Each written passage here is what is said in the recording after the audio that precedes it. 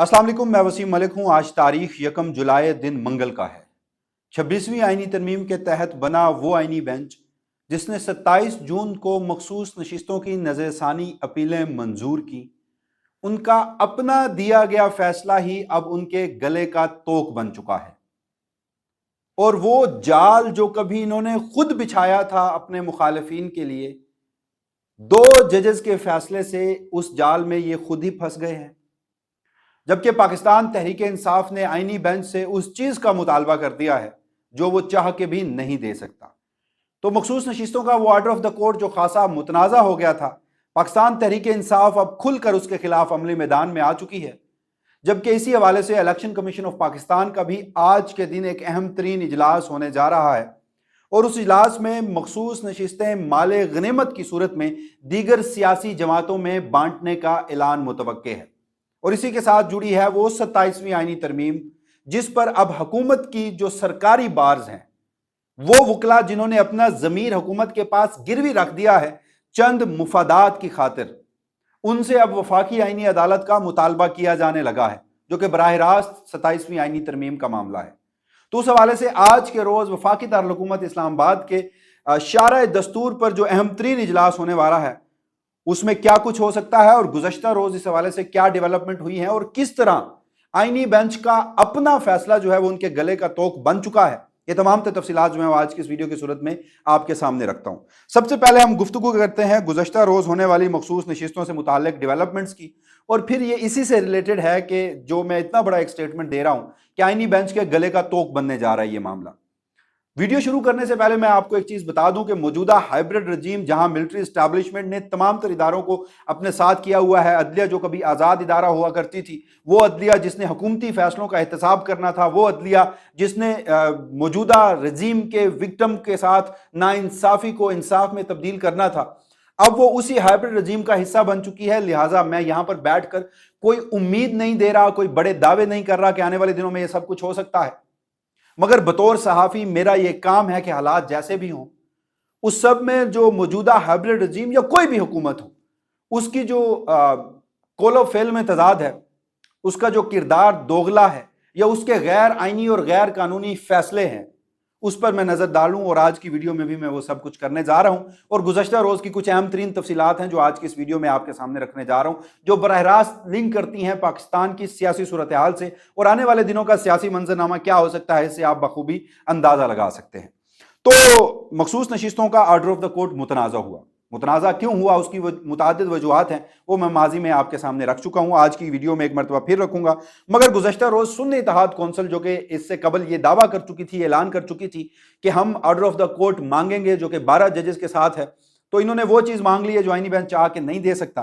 तो सुन्नी इत्तेहाद कौंसिल की जानिब से जो उनके वकील हैं हामिद खान, उन्होंने गुज़श्ता रोज एक दरखास्त दायर करने की कोशिश की। मैं यहाँ क्यों कह रहा हूँ कि दरखास्त दायर करने की कोशिश की, वो आगे चलकर बताता हूँ। तो उन्होंने जनाब मांगा है 12 जजेस के साथ ऑर्डर ऑफ द कोर्ट और कहा है कि सुप्रीम कोर्ट के 6 मई के हुक्मनामे में कहा गया था कि हतमी फैसले पर इख्तलाफ करने वाले जजेस की राय भी शामिल की जाएगी। जस्टिस आयशा मलिक और जस्टिस अकील अब्बासी के दस्तखत 27 जून के मुख्तसर फैसले में मौजूद नहीं। यह मामला बुनियादी हकूक और मुफाद आमा का है। 12 जजेस के दस्तखत के साथ जारी फैसला ज्यादा मौसर तस्वुर होगा। जस्टिस आयशा मलिक और जस्टिस अकील अब्बासी के दस्तखत के साथ order of the court supreme court की वेबसाइट पर जारी किया जाए। अब ये कोशिश की गई थी, अगेन मैं कह रहा हूं, और इसमें भी सुप्रीम कोर्ट ऑफ पाकिस्तान के आईनी बेंच ने एक मरतबा फिर मौजूदा रजीम के सामने सहूलतकारी या सरेंडर जो भी आप इसको नाम दें वो किया है।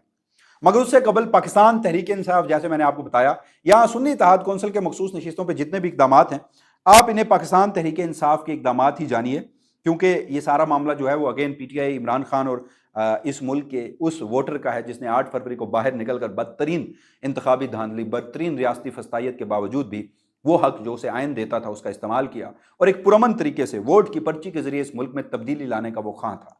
वो चाहता था कि जैसे आयन के प्रियम्बल में दर्ज है कि अल्लाह के बाद इस मुल्क में इक्तदार उसका होगा जिसको अवाम सौंपेंगे और ये अवाम की अमानत होगा। लेकिन जिस तरह से ख़यानत की गई उसके बावजूद भी लोग हार नहीं माने और आज भी लोग वोट की पर्ची से एक पुरअमन तरीके से, एक आइनी तरीके से, कानूनी तरीके से या फिर एहतजाज से या फिर आवाज़ बुलंद करके या मौजूदा निज़ाम को एक्सपोज करके अपनी वो जो ख्वाहिश है उसका इजहार किसी ना किसी सूरत में कर रहे हैं।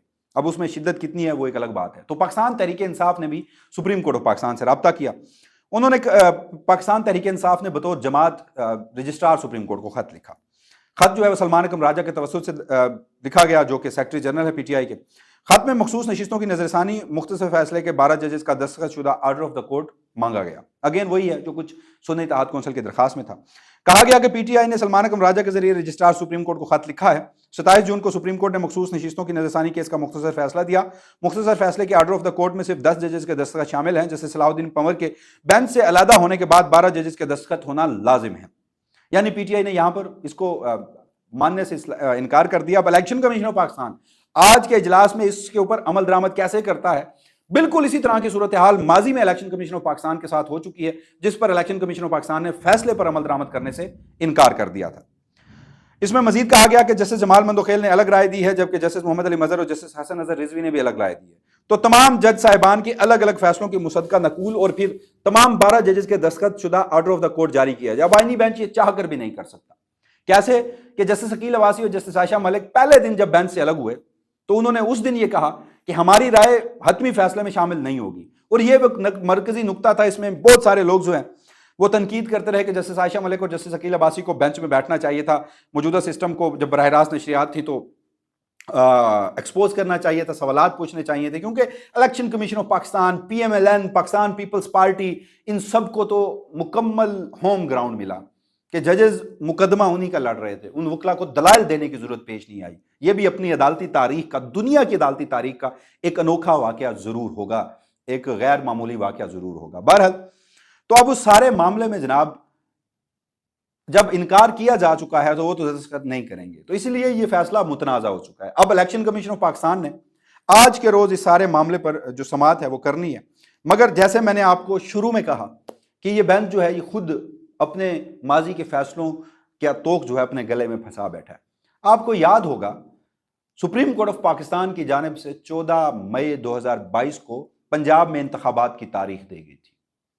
انتخابات نہیں کروائے گئے. اسی ایک ٹیکنیکل نقطے پر جو کہ موجودہ صورتحال میں بھی بالکل ویسا ہے. تب آرڈر آف دا کورٹ کی اتنی اہمیت تھی، تمام ججز کے دستخط شدہ آرڈر آف دا کورٹ کی اتنی اہمیت تھی کہ اس ملک میں سرے سے الیکشن نہیں کروائے گئے. آئین شکنی کے مرتکب ہوئی یہ حکومت تھی الیکشن کمیشن آف پاکستان. لیکن اس سب میں کردار کس کا تھا؟ اس میں اس وقت سپریم کورٹ کی اندرونی پالیٹکس، چاہے سپریم کورٹ نے کبھی فیصلہ دیا جمہوریت کی پیٹھ میں چھرا گھونپا. گزشتہ 77 سال میں چند گنے چنے 2 یا 3 یا 4 میکسیمم 5 فیصلے ایسے ہوں گے کہ جو ملٹری اسٹیبلشمنٹ کے خلاف، لیکن ایٹ لیسٹ توقع تھی، ایٹ لیسٹ آوازیں اٹھا کرتی تھی، ایٹ لیسٹ فیصلے ہوا کرتے تھے موجودہ رجیم کے خلاف اور اس پر عمل درآمد بھی ہوتا تھا. لیکن 26ویں آئینی ترمیم کے بعد تو یہ بھی ختم کر دیا گیا. اسی لیے میں کہتا ہوں کہ پہلے عدلیہ پر پارشلی قبضہ تھا. قاضی فائز عیسیٰ، اس کا ٹینیور، اس کے بعد کا 26ویں آئینی ترمیم اور موجودہ سہولت کار. اب جوڈیشری مکمل ایک محکمہ بن چکی ہے. جن ججز میں دم خم ہے، جو آزاد ہیں، جو انڈیپینڈنٹ ہیں، جو اپنے حلف، قانون، آئین اس پر عمل درآمد کرنا چاہتے ہیں، ملٹری اسٹیبلشمنٹ کی جوڈیشل انکروچمنٹ کو ماننے کے خواہاں نہیں ہیں، اس کے خلاف وہ فیصلہ نہیں کرنے دیا جاتا، انہیں بینچز نہیں دیے جاتے، انہیں کیسز نہیں دیے جاتے، انہیں کارنر کیا جا رہا ہے.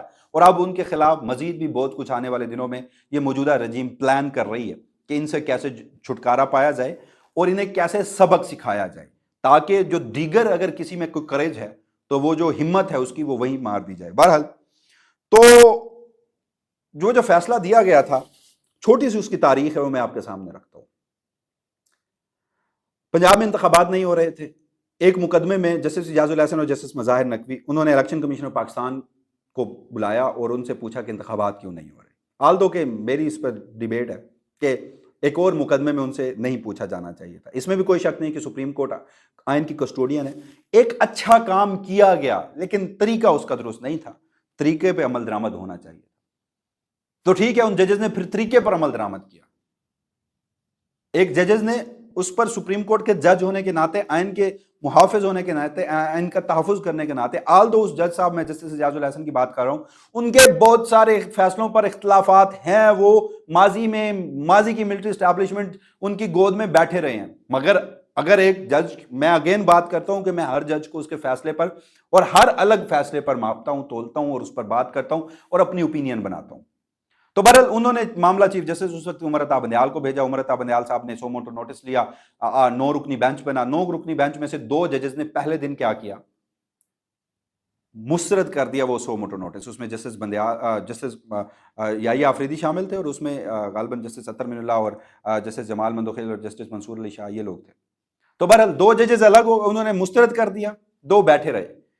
جسٹس عمر عطا بندیال نے جب 7 رکنی بینچ بنا تو اپنے 2 ججز جو ہیں، جو پہلے جسٹس مظاہر نقوی اور جسٹس اعجاز الحسن، کیونکہ وہ پہلے سو موٹو کا لکھ چکے تھے تو ان کو بھی بینچ سے الگ کر دیا اور ایک 5 رکنی بینچ بنایا. 3-2 کی اکثریت سے فیصلہ آیا. اب 2 ججز جو کہ اس سو موٹو کو مسترد کرنے والے تھے، کہا گیا کہ ان کا فیصلہ بھی کاؤنٹ ہوگا اور حتمی فیصلے میں اکثریت 3-2 کی نہیں 4-3 کی ہوگی. تو وہ جو ایک مشہور زمانہ سپریم کورٹ کی ڈیبیٹ ہے، فیصلہ 3-2 کا نہیں 4-3 کا ہے. اس میں جسٹس جمال مندوخیل، چیف جسٹس یحییٰ آفریدی سیر فہرست تھے، اور جسٹس امین الدین خان اسی عدلیہ کے ججز کے میں گروہ کا نام لوں گا ان کا حصہ تھے. اس کے بعد کیا ہوا؟ انتخابات نہیں ہوئے. جب انتخابات نہیں ہوئے تو پھر قاضی فائز عیسیٰ صاحب نے جب الیکشنز کی تاریخ دی، پھر ان سے سوالات ہوئے کہ ماضی میں انتخابات نہیں ہوئے، تو انہوں نے کہا کون سا آرڈر آف دا کورٹ؟ کیا کوئی اس وقت آرڈر آف دا کورٹ تھا؟ کیا اس وقت کوئی فیصلہ ہونا تھا؟ ہوا بھی تھا.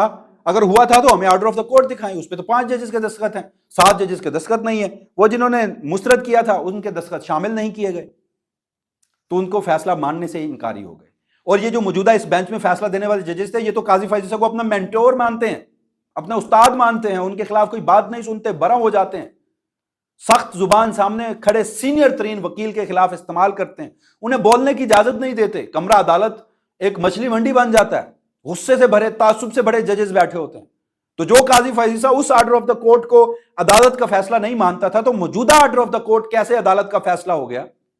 کریں نا جسٹس عقیل عباسی اور جسٹس عائشہ ملک کے دستخط اس پر.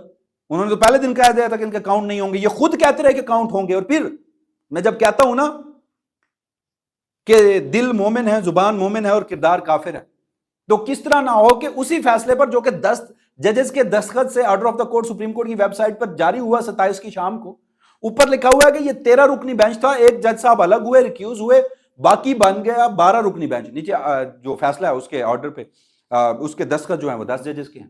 تو یہ ایک پوری کنٹروورسی ہے، اس نے جنم لیا. اب آ جائیے الیکشن کمیشن آف پاکستان کے کردار پہ. آج کے روز اجلاس طلب کیا گیا ہے، آج کے روز اجلاس ہونا ہے. اور اجلاس میں ہونا کیا ہے ایکچولی میں، وہ میں آپ کے سامنے رکھ دیتا ہوں، پھر اس پر مزید آگے بات کرتے ہیں. تو جناب اس اجلاس کو اس لیے بلایا گیا ہے کہ مخصوص نشستیں حکومتی جماعتوں، اتحادی جماعتوں اور JUIF کے لوگوں کو دینے کی منظوری ہوگی. PTI کے جنرل نشستوں پر منتخب MNAs اور MPAs کے کاغذات نامزدگی کی جانچ پڑتال سے متعلق فیصلہ بھی ہوگا. اب یہی الیکشن کمیشن آف پاکستان تھا جو جس فیصلے کا میں آپ کو 14 مئی والے فیصلے کا حوالہ اور متنازع آرڈر آف دا کورٹ کی بات کر رہا ہوں، اس پر عمل درآمد نہیں کیا تھا اس نے. اور جہاں اس نے اور بھی بہت ساری وجوہات بتائی تھی جب سپریم کورٹ نے طلب کیا تھا انہیں کہ فیصلے پر عمل درآمد کیوں نہیں کر رہے، تو ساتھ ایک وجہ یہ بھی بتائی تھی کہ اس کا کوئی واضح آرڈر آف دا کورٹ نہیں ہے، مبہم ہے، لہٰذا ہم اس پہ عمل درآمد نہیں کر سکتے. تو آج بھی وہی الیکشن کمیشن آف پاکستان ہے. تو کیا یہ اپنے پورے پرانے سٹانس پر قائم رہے گا؟ تب اس کے لیے 2 ججز کے بغیر جو آرڈر تھا اس پر عمل درآمد اس لیے نہیں کیا، آئین شکنی اس لیے کی گئی، انتخابات اس لیے نہیں کروائے گئے کہ آرڈر آف دا کورٹ نہیں ہے. تو آج بھی تو آرڈر آف دا کورٹ نہیں ہے تمام ججز کے ساتھ. 2 ججز جنہوں نے مسترد کیا تھا، ایگزیکٹلی وہی سچویشن ہے، لیکن آپ نہیں مان رہے. آج آپ فیصلہ کریں گے، آج آپ مخصوص نشستیں حکمران اتحاد کو دیں گے. یہ ٹوٹل اس نظام کی، اس موجودہ ہائبرڈ نظام کی، یہ دیکھیں نا پاکستان میں سائیکل ہے، ٹائم کیسے ریورس ہوتا ہے، ان کے اپنا کیا ان کے سامنے کیسے آتا ہے. یہ وہ پازیٹیو چیز ہے جو ہمیں اس پر بات کرنی چاہیے. اس وقت موجودہ صورتحال میں ہائبرڈ رجیم ہے، حکومت، military establishment, election commission, bureaucracy, judiciary, جو چاہے مرضی کریں، آئین قانون کس کو پرواہ. جب کہہ دیا گیا، ڈکلیئر کر دیا گیا ہائبرڈ اسٹیٹ، کہاں کی جمہوریت، کہاں کا آئین اور کہاں کا قانون. تو ہم جو مرضی کہتے رہیں وہ تو اپنی مرضی کریں گے، لیکن جو کچھ کیا جا رہا ہے اس کو ایکسپوز کیا جانا ضروری ہے. اب ایک ایسی آئینی ترمیم ہو، جیسے میں نے آپ کو بتایا واجد گیلانی اسلام آباد ہائی کورٹ کے بار کے صدر، گزشتہ روز میاں رؤوف فتح سپریم کورٹ بار کے صدر، سپریم کورٹ بار ایسوسی ایشن کے صدر، یہ وکلا تو اپنا کنڈکٹ، اپنا ضمیر، اپنے وقار، اپنی جدوجہد حکومت کے سامنے، ملٹری اسٹیبلشمنٹ کے سامنے گروی رکھ چکے ہیں. ذاتی اور جو ان کے وکلا کے فوائد ہیں، چند ٹکوں کے فوائد، یہ جو بڑا کریڈٹ لیتے تھے یہ لوگ کہ جی ہم نے اس ملک میں آئین اور قانون اور عدلیہ کی بحالی، تو اب کہاں ہیں یہ لوگ؟ اچھے وکیل اب بھی ہیں، بہت کم تعداد میں ہیں. تو ان کے ذریعے 27ویں آئینی ترمیم کی باتیں اور مطالبے آنا شروع ہو گئے ہیں.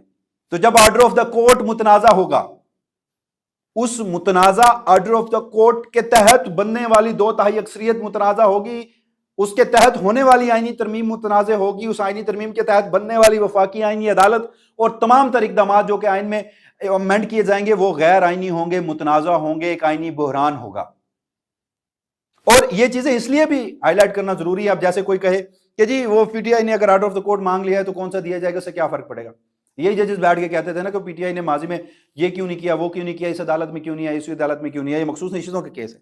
تو ایٹ لیسٹ موجودہ رژیم میں، موجودہ صورتحال میں آپ صرف انکار کریں، اگر کوئی کر رہا ہے بہتر کر رہا ہے، ایکسپوز کریں، سچ بولیں، یہی ایک چیز ہے واحد جو کہ ایک صحافی کر سکتا ہے یا جو جمہوریت کا طلبگار ہے وہ کر سکتا ہے۔ تو بہرحال یہ اب تک ڈیولپمنٹ ہے، اب دیکھتے ہیں کہ الیکشن کمیشن کا اجلاس جو ہے اس میں کیا فیصلے ہوتے ہیں۔ الیکشن کمیشن کے جو کہ اجلاس کے فیصلے ہوں گے وسیم ملک اپنی اس ویڈیو کی صورت میں آپ کے سامنے رکھے گا۔ تب تک کے لیے مجھے دیجیے گا اجازت، اللہ نگہبان۔